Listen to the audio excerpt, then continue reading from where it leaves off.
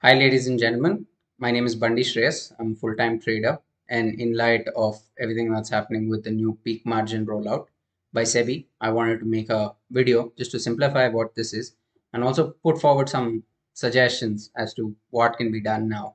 And I've tried to cover the following topics, and the idea is to keep it as simple as possible so that anybody who knows anything about the market should be able to follow the content of this video.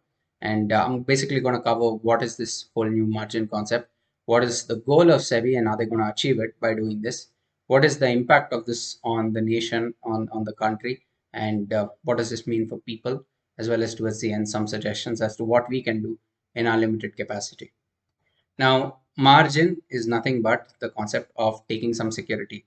In case somebody has taken a trade, and if they lose money on the trade, the exchange doesn't want them to default. So, in order to be safe, they will say, okay, you want to take a trade, give some money upfront, or if you have something else of value, you pledge that and use that as your margin, so that in case you lose money, you come and pay to us. That's basically what margin is. Peak margin is nothing but the margin that is required when you're holding a position overnight. When you take an overnight position, your risk is very high, much higher than what for a position you enter in the morning and exit probably an hour later or even in 5 minutes, depending on what you do. So now what is happening is we are going to be the first country in the world that says that intraday margin and peak margin are the same. To equate this, you're saying overnight risk and the risk of entering and exiting a trade in 2 minutes is the same. Uh, when you take an overnight position, the kind of risk that you can be exposed to, I'll just put across.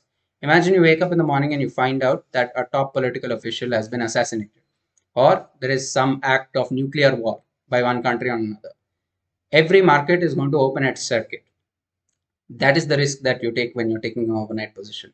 When you're taking an intraday position and you're setting a stop loss in the system, or setting a stop loss at which you exit, and also since the market is open, in case you're not exiting, the broker can kick you out of the position while the market is open.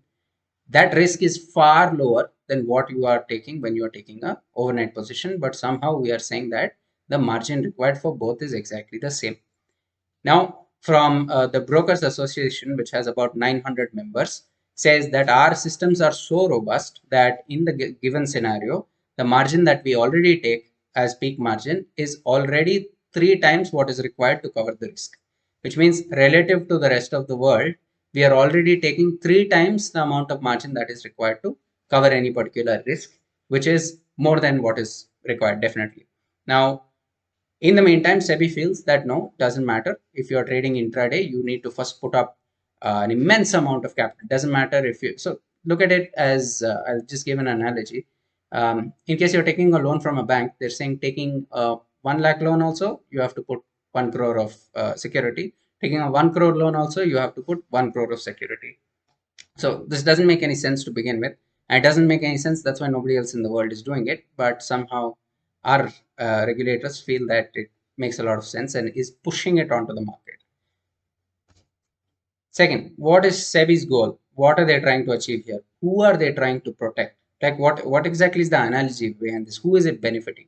So, uh, being India, our institutions don't feel the necessity to be transparent about what they're doing, why they're doing, what are the pros, cons, what is the SWOT analysis of the whole thing. They don't do that. They just do whatever they want and they don't feel the need to explain. But let me just go over some of the analogies that random people put across. One, they say they want to end excess speculation. What is excess speculation? If markets are not, and derivative markets are not a speculative tool, what are they? There is a balance in the markets between investors, traders, speculators, hedgers, arbitrages. All of this creates its own balance. The balance is created in order to let the market ecosystem function. What you're doing here is forcefully disrupting that balance. By doing this, by crashing the liquidity that is there in the market because there's nobody trading, even people who just want to hedge themselves will not find the liquidity to do it. Are brokers against this? No, the Brokers Association is pro this, right? Now, if it is to protect the brokers, we have had some terrible situations in the market where we have seen circuits. Not so long back, we had the Corona crash.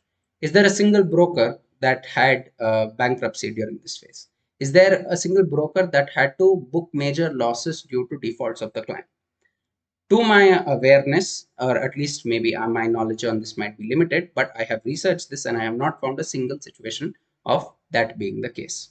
Okay, some people are saying, okay, because retailers will take too much risk and they will lose.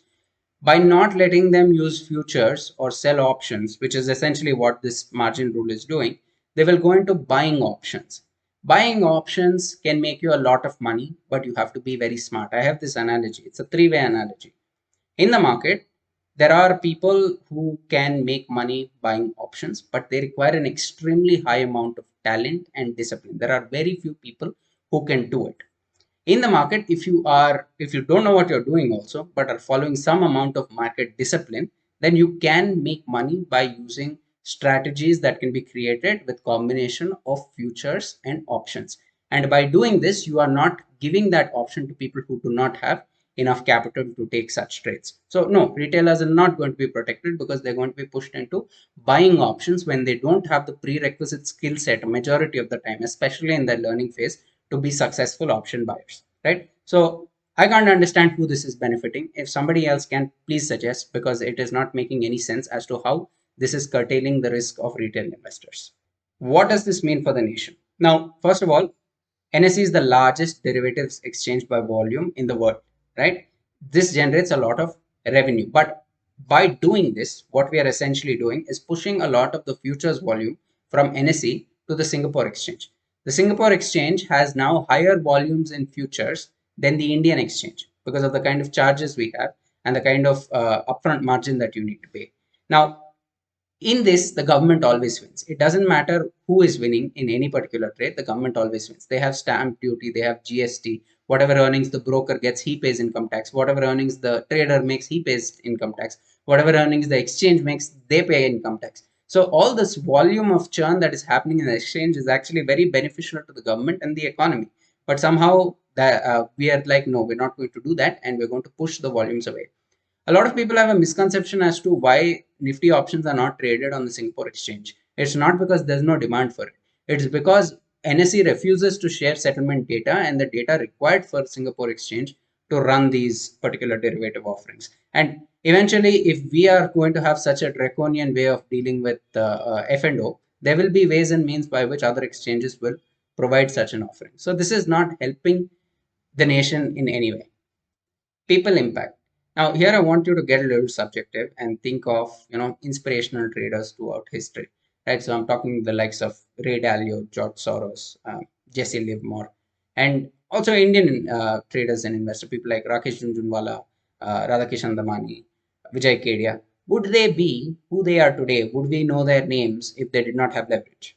Think about this for a second. If they did not have leverage, if the market had not given them such an opportunity, would they be who they are today? Absolutely not.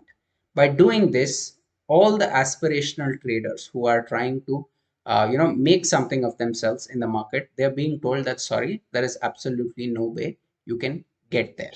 I don't see how this is benefiting anybody, and I would really, if somebody can put a structured answer as to how this is benefiting somebody in the long run, please do put it across. What are my suggestions? Look, I'm not saying the margin system was perfect in any way, the way it was earlier when brokers were giving 20x, 30x, 40x, 50x, and in certain bracket orders, even 100x leverage. That is definitely dangerous, especially when somebody is new to the market. My suggestion is have a standardized approach where you tell all brokers that look, first you can give maximum 2x, 3x, or 4x and cap it there and say this is what it is. Right? It doesn't have to be so complex as to cutting all leverage. We will be the only market in the world that says that you need to have 100% peak margin to take an intraday scalping trade versus carry the same trade overnight. Right? Anyone else who has suggestions, please do put it across. I don't say this often, but I think this is one of the times where we need to voice our opinion. I'm generally known as a very non-controversial apolitical guy who has nothing to say about anything apart from technical market related content. But I request you to make some noise, right? Let's see if we can at least get somebody to notice. And, hopefully we're able to come up to an amicable solution, which is not as draconian as a situation as we're in currently. I don't want liquidity to dry up in this market and just repel all new participants from even trying to understand what the markets are. Thank you so much for watching. Have a great day. Thank you for watching. Please post any questions you have in the comment section. Also, do not forget to like and share the video and subscribe to the channel. To find us on Twitter, Telegram, and Facebook, use the username NiftyBN. Also, we post some of our trades to the community tab, so do not forget to check that from time to time.